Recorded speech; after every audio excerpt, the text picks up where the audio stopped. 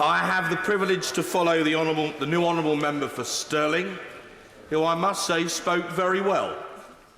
I have to confess I didn't agree with every word he said, but I must say he delivered it admirably, and I think that augurs well for his future in this House. Mr. Deputy Speaker, in 1997, I fought Ken Livingstone in Brent East.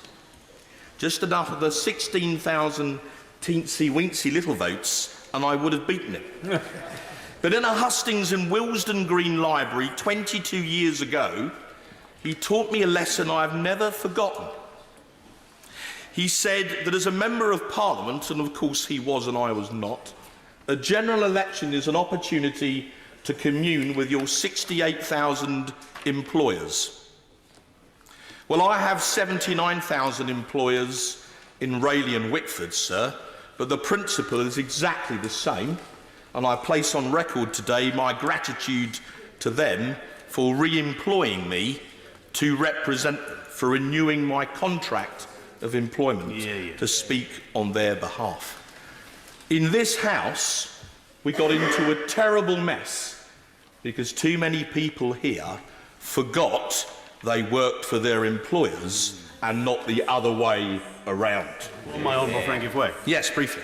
I'm very grateful to my honourable friend for giving way, and I add to my congratulations on his re-election, and deservedly so, because he has been a stalwart on behalf of his constituents and on the cause of British independence from the European Union for many long years in this House. And does he not agree that the British people have given us a clear message that it is time to confirm their vote of 3.5 years ago, and it shouldn't have taken that long?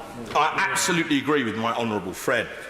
Mr. Deputy Speaker, we spent some 40 years, and I've given way once, some 40 years in this House arguing over Europe, and in the end the only thing we could agree on was that we couldn't agree.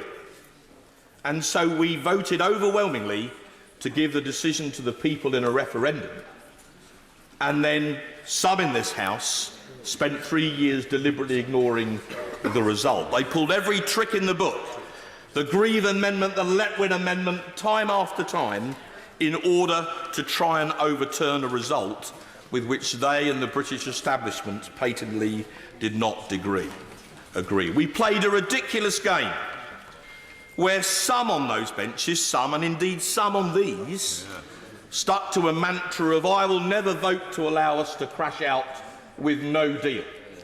What they meant was, I'll never ever vote for us to leave the EU under any circumstances, but because of the referendum I can't say so. So finally we had to have this general election to break the logjam.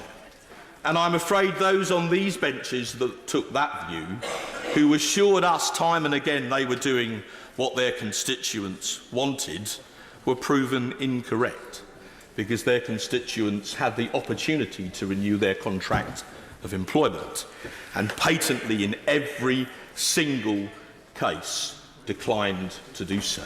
Also, Mr. Steve Bray, the man in the hat, stood as a Liberal Democrat candidate in a Welsh constituency, had the courage to put his name on the ballot paper, and came sixth and lost his deposit.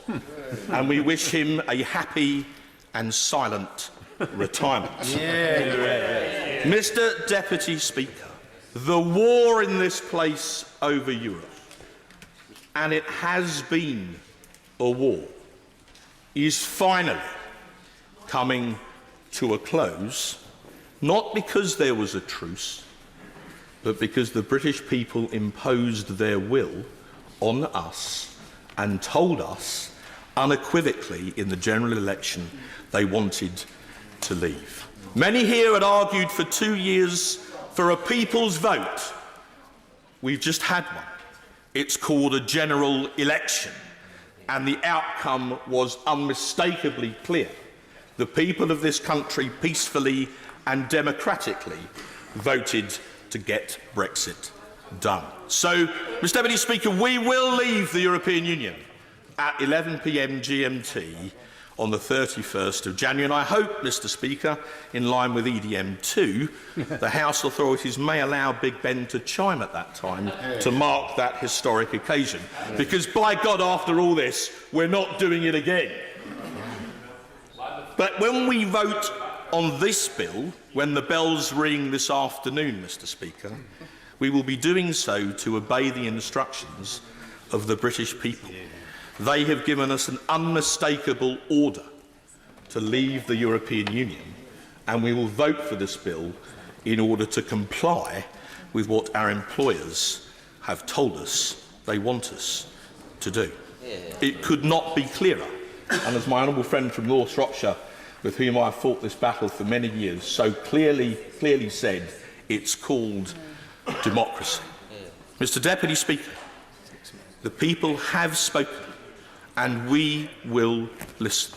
We will do what they want, and when the sun rises on the 1st of February, it will do so on a free country.